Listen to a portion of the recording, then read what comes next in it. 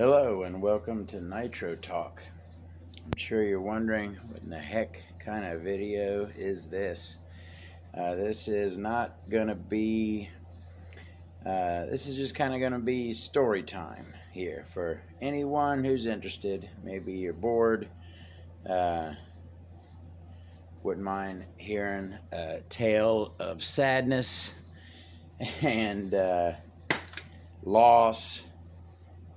But also a story of rebirth and perseverance. So, how to begin? If anyone out there really pays attention to my videos, I don't know if anyone really does, but if there's one thing you could say that Todd likes to emphasize, that is organization. I personally am really big into organization. Now, let me go to another topic real quick. So I would say that I was a nitro mechanic for years. I live in a large metropolitan area. I don't live in a small town. So there are tons of people in my local area. And so that means that I'd place ads on Craigslist, Facebook Marketplace, local stuff. And for tunes, repairs, buy, sell, trade, essentially. And I had plenty of work for years. I did that. That's how I got a lot of my stuff. People would get a hold of me. Hey, I can't get this truck to run. I don't want to deal with it anymore. This was a common thing that I got a lot. People, for whatever reason, they would buy one Nitro RC, right? They couldn't get it to run right, which we know it's because of the steep Nitro learning curve, and you got to learn these engines before they're going to operate for you properly.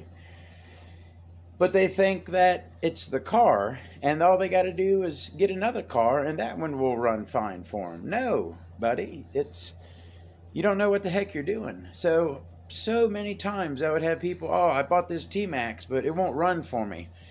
Will you swap me for something that runs? And I think in my head, I'm sure that frickin' T-Max runs. You just don't know how to run it. So, so I did this for a while. I would swap people. I'd meet them in the parking lot. I'd say, okay, you don't gotta fire it up or mess with it. I'll take your T-Max. Here's another T-Max or a Savage, and I wouldn't swap them outright. Let's say the two vehicles were of equal value. You're gonna throw me a $50 bill or something on top because I'm giving you a running vehicle. I'll pull the cord, it fires right up. I demonstrate it around the parking lot. So here's what would happen, right? So I'm thinking I'm doing good, helping people out, right? I'll give them something that's tuned, ready to go, they can have fun with. But they take the thing home, think they can, I'm gonna get a little bit more power, mess with these needles, and then they're back to the same exact spot they were with the T-Max. And then they call me up, this thing isn't running anymore. And I got I did that so many times. I learned that it isn't the truck, it's the driver, it's that dreaded Nitro learning curve. That pushes so many people out of the Nitro hobby. That's one of the things I want to work on this channel, is helping beginners learn to use their nitro engines. To so many people get frustrated and just go to electric because you could plug a battery in and have some fun. And I get that. But that's why in the 90s we had 30 companies making nitro vehicles. Now you'd be lucky to get a couple from China. Nitros have almost frickin' gone the way of the dodo, and it sucks. But it's anyways. So there's my little story on okay, so I'm talking about so I used to be this nitro mechanic, right? So my thing was, and I did this for years, it got to the point where I didn't like someone would, say, I wrecked my T-Max, I need an A-arm and a knuckle, and et cetera, et cetera. I didn't like saying, all right, let me order the parts, and in a few days I'll get a hold of you, et cetera, et cetera. So I got to where for all of your common, or even fairly common vehicles, obviously T-Max Savage, stuff like that, but then even Nitro Evader, obviously RC10 GT, but stuff for XTM, Megatech. Anyways, I like to have anything I needed on hand. I essentially wanted to have a full service hobby shop in my home with every part needed to, or something I could make work for pretty much any vehicle. And so a big part of that was having every screw I needed, every washer, every C-clip, every collet, every wheel hub, clutch nut. Let's see. Button Phillip machine head screw, collet, specialty screws, wheel nuts and hubs, engine, exhaust, and various springs. So I had a small organizer, right? Most of them take drawers similar to this. I think it was like maybe like a 5 wide by 3 tall drawer, 5 drawer, 3 drawer. And I had that for a few years, and it was mainly just screws, nuts, bolts. But then I had come across this. All right, and that you see, you got 4 bigs, and 1, 2, 3, 23. So 4 by 5, and then 3, so it's 23 smalls and 4 bigs, right? And I loved, trust me when I'm telling you, I loved this organizer. I worked on this thing. As you can see, I took my P-Touch, made labels for all of them, sunken Phillip head, short cap hex, engine mount screws. I had everything. Look at this. Colored aluminum washers and etc. Those are those that I love dressing up my buggy with so much. All of my stuff, like engine caps, and my collection of Venturis, which includes, this bag is the entire Nova Rossi set, including the very rare 8.5 millimeter Venturi that you very, very rarely see. This is 5.4 all the way up to the 9mm, every single Novarossi Venturi. So anyways, so how did my beautiful organized, what is it? Organizer, my beautifully organized organizer.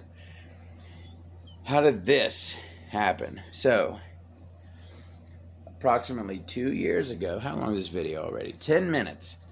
I hope y'all got plenty of time to kill and just like listen to someone ramble, because that's what's going on here. I don't expect many people to watch this video, but I want to make it, this is closure for me, is what this is. So approximately 2 years ago, while I'm at work, I get a call that my house is on fire. And, you know, it wasn't too bad, but if anyone out there has also been through a house fire, you will also know that, and I've talked to many people who've also had fires, pretty much, and it depends on how bad the fire is. My fire wasn't that bad. It hit the back of the house, came into the kitchen a little bit, but 90% of all the damage and loss that I had was from the water. The fire department came, they cut a hole in the roof, stuck a hose in, and so all of my ceilings caved in. And that's what that is ceiling bits, insulation, which is all through here. So this was hanging on the wall right by I had a work area set up similar to what I have right here, and you know, kind of on the wall back there was my organizer with, you know, all beautifully organized. And so the first day, the day of the fire, it was still there on the wall, but weren't really allowed yet.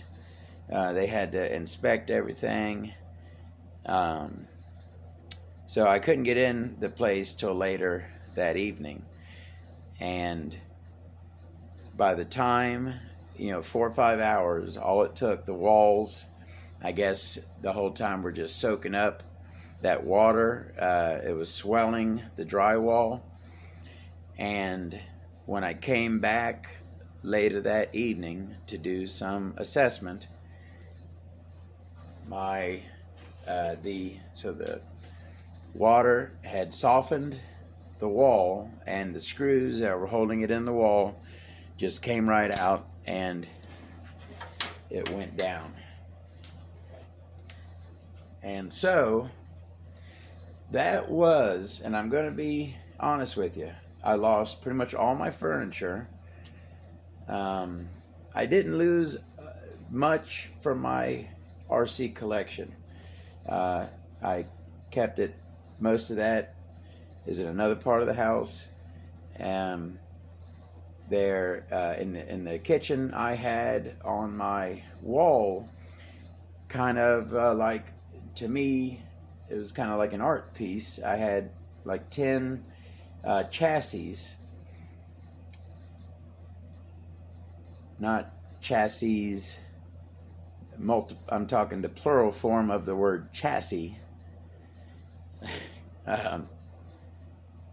Kind of like in a geometric pattern, right, hanging on my wall. And I was like, for me, it's what I like to look at. It was like a little art piece. All of those had come down off the wall, and now they weren't just like a chassis plate. They were chassis. They had arms,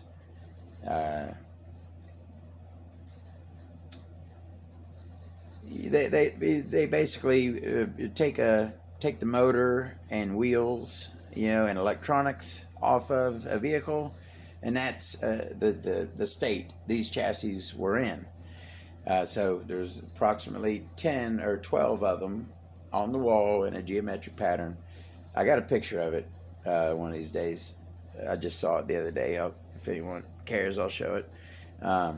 But anyways, all those, because all the wall, the drywall softened and everything fell off all the walls.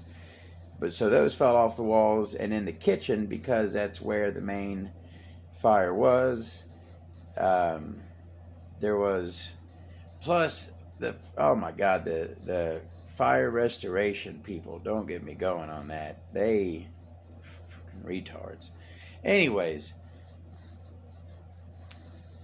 so all those chassis fell down and got wet and goopy. What the heck was it? That there was like a soup in the kitchen from all the water, and something made this goop that was in there. So a lot of stuff I didn't want to mess with in there and just got chucked. So anyways, I'm rambling, of course. So one of my first priorities when I came in and saw that now I had just had a fire, and I did lose a cat in this fire, and that is obviously the most loss that I suffered from the fire was the loss of my beloved Miss Pac-Man that I had for approximately 8 years at that point. So there's that. But anyways, when I saw that my organizer had fallen off the wall and all the stuff was just splayed out in a pile on the floor, on my bench here, just covered in insulation, so I had a lot to deal with. Obviously, I had a fire going on. So what I did, and this was, and I told people this at this time, besides my cat, the worst loss. I don't care about my couches, dressers, all the furniture I lost. It sucks, but this right here was what hurt more than, aside from the loss of my cat, this was my worst loss from that fire, was the loss of, I worked literally for years on this setup, everything here organized exactly into containers of precisely sunken hex. I had everything organized beautifully. And so, all right, so let me try to get this story on and finished. So that was like one of my main priorities, was to sweep up, gather, make sure I did not lose one little tiny grub screw, right? I wanted to make sure I got everything. And I packed it into a box, and I sealed that box because, a cardboard box, a little something, you shake it around, it could get out. I taped that box up, sealed that box to where nothing could get out of there, okay? While the fire was being, the fire damage was being repaired, all my stuff was in essentially a pod on my front yard. And that box, all my stuff here, I basically gave up on RC, Nitro, for the entire time my home was being repaired. I kept out my couple buggies, and I did go to the track, but when something would break, I had to order that. It sucked to have to start ordering and buying stuff again when I know that everything I need to repair something I've got, but it's packed away. So here recently, and it did take them 16 months. Now I can see a Wawa being announced on a corner, and it is open for business 3 to 6 months later, right? They can build an entire Wawa in a few months, but to a structure that's already standing, basically it pretty much needed a full. It was gutted. This place was gutted to rafters. But it took them frickin' 16 months to do repairs. And so finally that was completed. Gotten settled in, and I've been wanting to start doing YouTube videos for years, and the whole time I was out because of the fire, I'm like, as soon as I get back home and get settled in, I'm going to start making videos. And that's what I did. But I had not, until today, I had not opened that box. And I've been back in here a couple months now. And I'm settled in. Everything's put away except for this box. For whatever reason, I knew it was going to be a big headache. I don't mind. I'm kind of looking forward to going through and picking and saying, okay, this goes in with the body clips, that goes in with the nuts, we got an engine collet there, some washers, ball studs.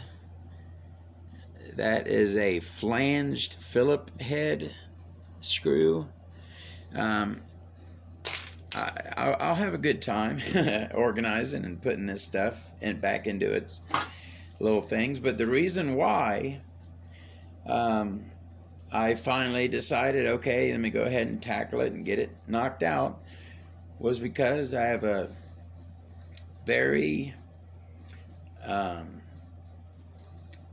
cool viewer who comments on a lot of my videos, so I know that they watch my videos. We're discussing the axial big block carburetor and its idiosyncrasies, and they said that the O-rings on them, the middle needle spins freely, and that's a clear sign that middle needle O-ring has shrunken, dried and shrunken, and at that point putting some lube on it isn't going to help. That O-ring needs replaced. So, and now here's another tip. I'm going to make a video of the video is going to be, I'm going to take the axial carb and basically show how to re-ring it. And in that video, I will put together the set of O-rings. Now, luckily, because of the nature of them being heavy and not heavy and in bags, the O-rings pretty much all stayed in their container. But here's the thing, here's the point, and I'll make this in the O-ring video. You don't go buy, you can go to eBay or wherever and buy, let's say, for example, an axial. I don't know if Axial sold one, but an axial carb O-ring set. Okay, the companies will sell O-ring sets. It kind of look like this. It'll be a little package. This one has exhaust springs, but it could be a little O-ring set, right? Carbs are usually 3 or 4, depends on how it's set up, O-rings. maybe 5. But what you're going to pay for that O-ring set is $1 to $2 per O-ring, right? Now, me as a former Nitro mechanic who needs to replace O-rings very often, you think I'm going to pay $1 or $2 a piece for O-rings? No. I figured it out years ago. I ordered from China essentially every tiny size of O-ring. Okay, I've got frickin' 30 sizes here, right? And of these, I've never once, so it took me a few years to gather all of the sizes I need. You know, I would come across a carb that had a O-ring that I didn't have, and I'd order 50 of them. So eventually it got to the point where I now have the bags of O-rings to make up O-ring sets for carburetors, right? So that's what I'm going to do. I'm going to make a little video. I'm going to pull out that axial carb. I'll make an O-ring set for it, and then shoot me however, I don't really know. I've never been a big social media guy. I'm learning it with this YouTube channel. But however, we need to get in touch. Give me a place to send. I literally, like I said, if you buy a set of O-rings for a carb, you're going to pay $1 to $2 a piece. I literally paid pennies, or I'm sure some of these bags of 50 O-rings, I paid, $1.50, $2 for. So I literally have pennies in each O-ring. So to make a set of 4 or 5 O-rings and throw a stamp on an envelope, 50 cents, you know what I mean? And the time to help out a good viewer who is into my stuff, I got the time to do that, no problem. So that's what I'm going to work on. It's going to be probably my next, or very soon I'll get it going. I'll make the video. I got to do this first. It's out on my desk now, so I got to get it up. But I'll have this done today sometime, tonight, and then I'll get that O-ring set put together. So that is the tale of how I had reached the upper echelons of organization just to have it taken away from me. But it is, again, within my grasp, and I will be organized again. Thank you guys, whoever's watching. Appreciate you very much. See you next time.